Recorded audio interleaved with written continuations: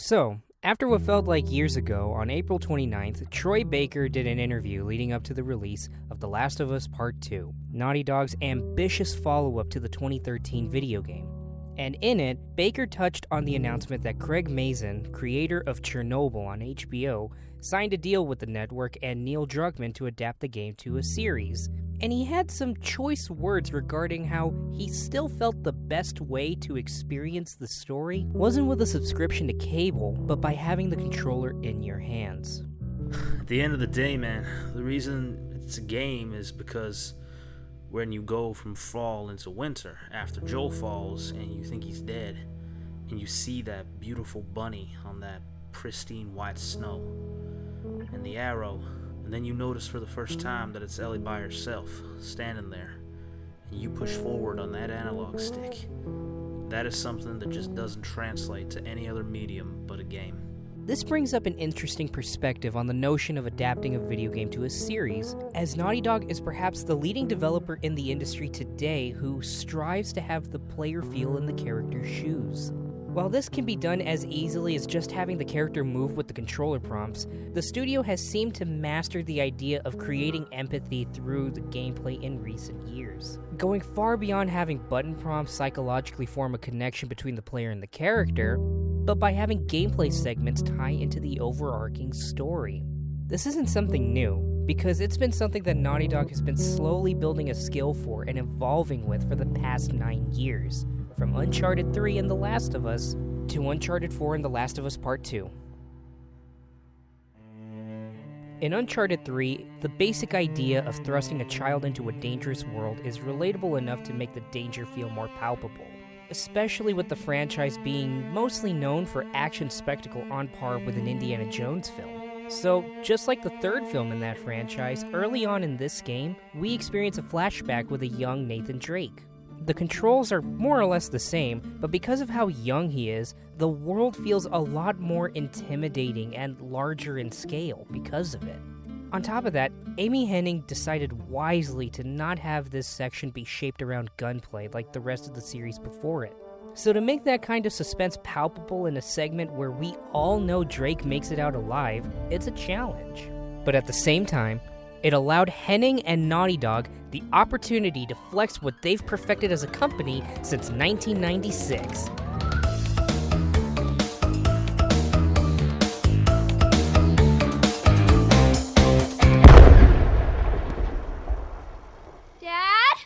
All that excitement is quickly stripped away from The Last of Us' perspective.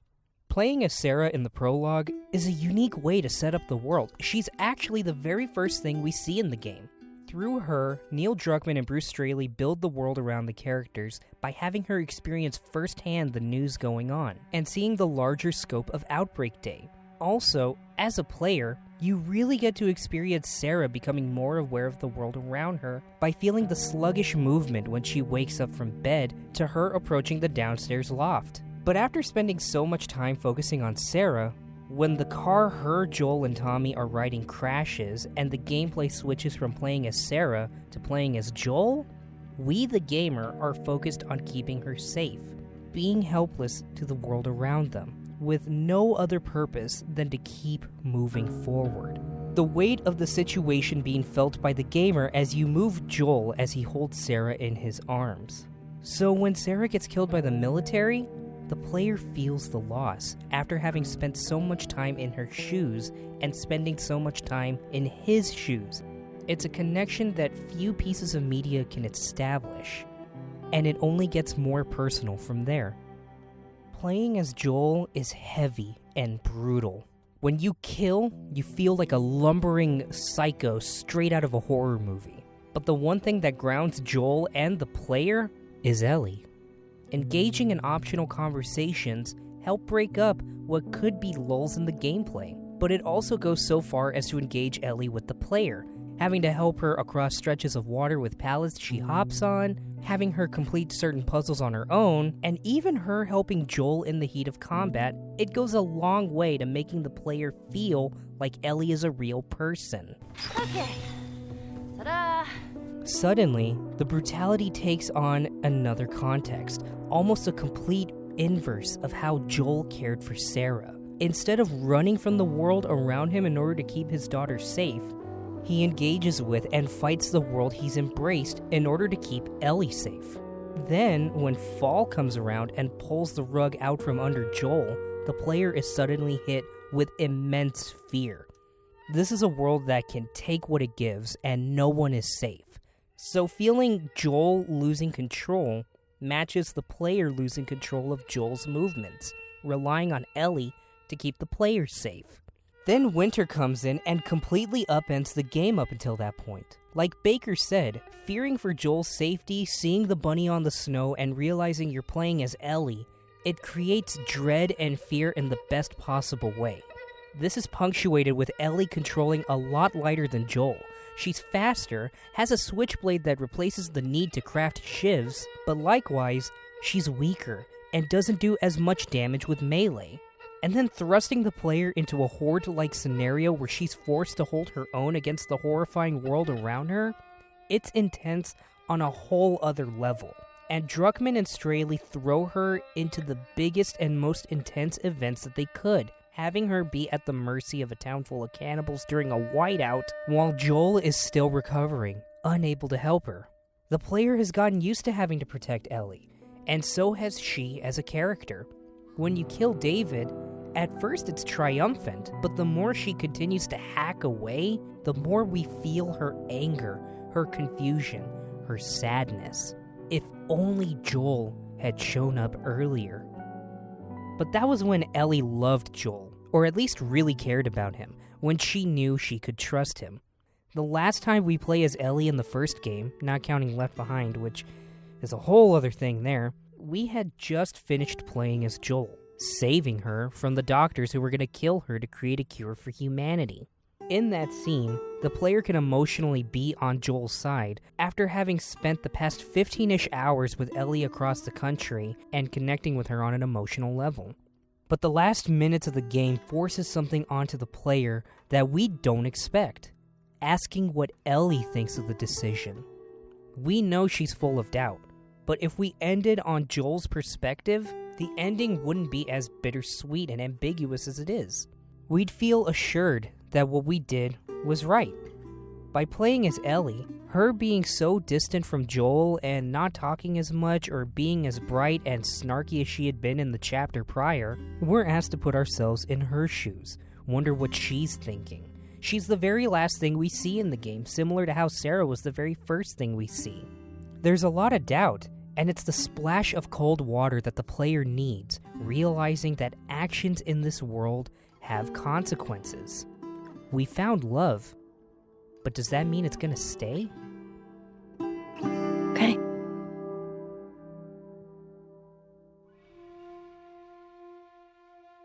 When Uncharted 4 came out, there was a creative shift, and Druckmann and Straley ended up taking over the reins from series vet and creator Amy Hennig. As a result, Naughty Dog tried its hardest to push the narrative as far as it can with gameplay. Because it's centered on a retired Nathan Drake, we fully experience the mundanity of his everyday life. Diving underwater is the closest, most exciting thing Drake and the player get to experience shortly after the show-stopping Panama prison break from the level prior, having to leave Sam behind. The player, and Drake himself, don't want it to end, but it has to. When we're back at home with Elena, we feel nostalgic for the series' staple action.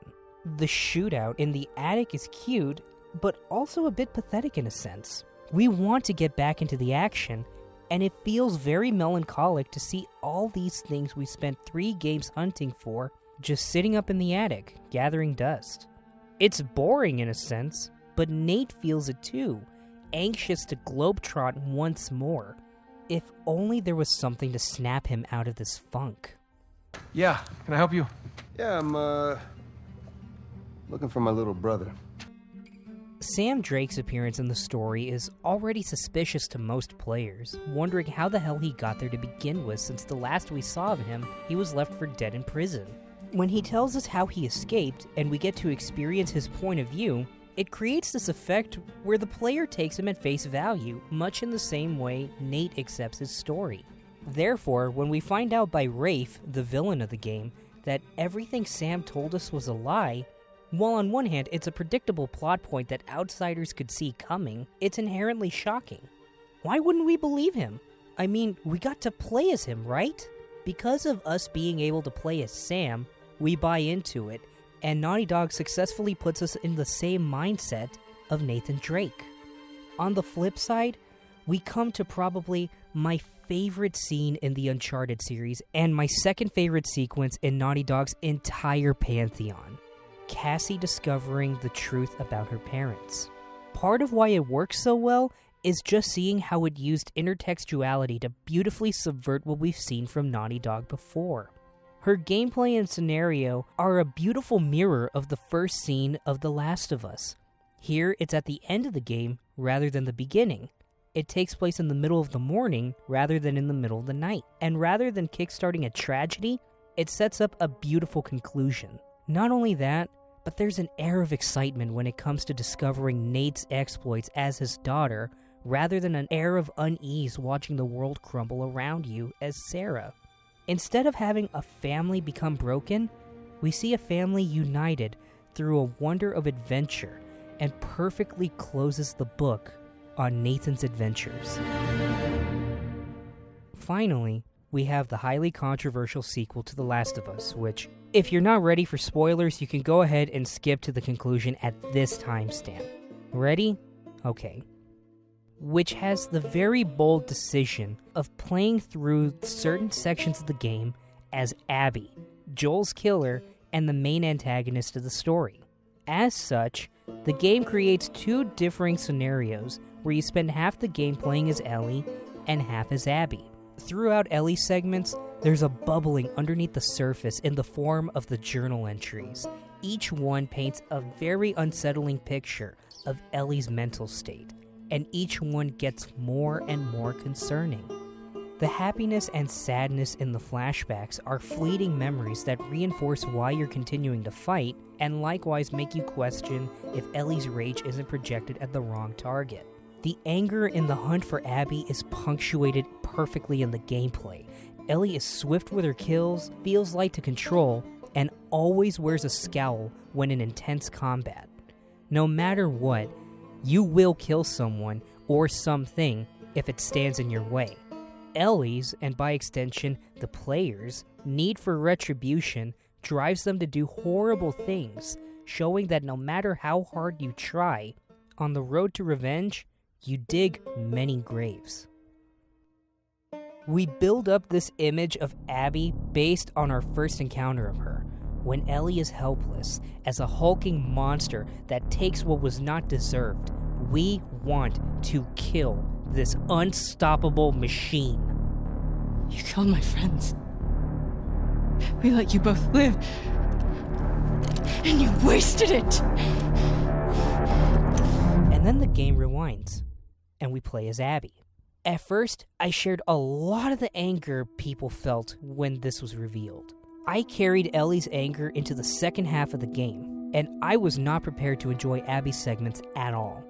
Then, something happened that, although it was small and inconsequential, it was actually what inspired me to even make this video. As you start playing as Abby, the game offers a unique feature where every time you go to a high ledge, if the camera points down, a vertigo effect sets in, revealing to the player that Abby is afraid of heights. This crazed, revenge-hungry character is human, afraid of something as simple as a high ledge.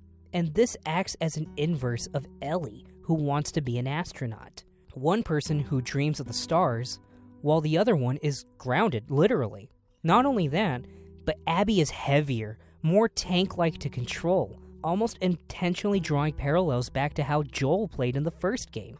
This is a subtle way of showing that Abby and Joel will always be connected. Not only that, but when we start out at the stadium, we actually get key world building for the society around Abby, the WLF.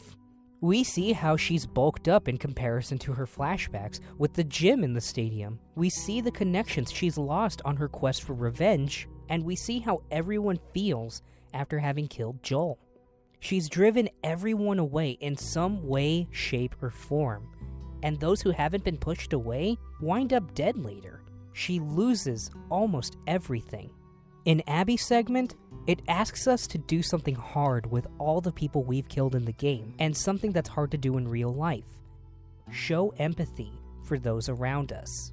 With Abby's segments, she's still haunted by the death of her father well after having killed Joel. It isn't until she's finally helped someone else beside herself and opened herself up to others again that the nightmares stop.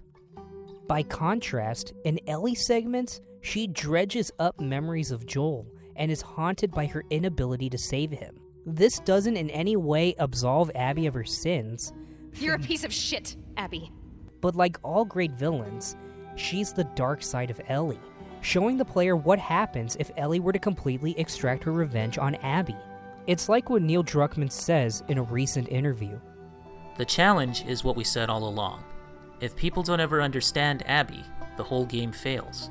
It doesn't work. If all the way through, you just want nothing but revenge and never empathize with her, the game falls apart. And that's where most of the effort for the game went. To make Abby not necessarily good. The pitfall a lot of writers with this kind of story fall into is like, okay, we need people to like Abby, so let's make her perfect. She does nothing wrong. She only makes moral choices. But no, that's not where empathy comes from. Actually, empathy comes from making mistakes and challenging yourself, and trying to correct your mistakes, and overshooting, and messing up. I guess our hope is that people see her as a human, as a complex human being. Ellie's and Abby's motives are understandable, but this doesn't mean both are sympathetic. And that's the thing, isn't it? A lot of people have complained how the game forces you to sympathize with Abby and her decisions. Nobody cares about Abby! But there's a difference between sympathy and empathy. A large part of that comes from the psychological effect a player has with the game. Going as far back as Adventure on the Atari 2600 to Mario and Link on the NES, the simple act of pressing forward on the D-pad or a push on the analog stick inherently carries with it a connection between the player and the game. We project ourselves onto the characters, and the emotions they feel match what we feel. But that's what makes Naughty Dog one of the best developers in the business. They know how to make the people, and they are people, the gamer plays as, feel as real as possible. Whether it's anxiety, confusion, tension, desperation, love, boredom, betrayal, and hate, being able to feel such extreme emotions through any piece of art is such a beautiful experience. And the fact that all the writers, directors, designers, voice recorders, and VFX artists at work at the Santa Barbara studio have been able to keep this up consistently for over 2 decades is nothing short of a miracle. And a part of me understands what Troy Baker means. While I have no doubt that HBO's The Last of Us with Mazin and Druckmann at the helm will do its best to capture the spirit and tone of the series, they really do have an uphill battle ahead of them. After all, with a game, you don't have to do much to feel a connection. With a show, there are things to consider like cinematography, direction, writing, editing, length, etc. But with a game, all you have to do is just press start. I'm just a poor, wayfaring stranger,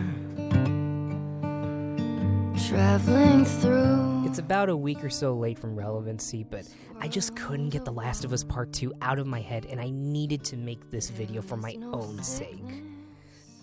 I want to give a special shout out to Nolan Dean, who voices Troy Baker, and my co-host on the Renegade Pop Culture podcast, Kiona Tang, for voicing Neil Druckmann. The links to both their channels and websites will be in the description below, and in the pinned comment you will see the names of all the people I got gameplay footage from. I hope you guys are taking care and staying safe. Thanks for sticking around with me, and I'll see you guys in the next video. Take care. When I come, I'm just a going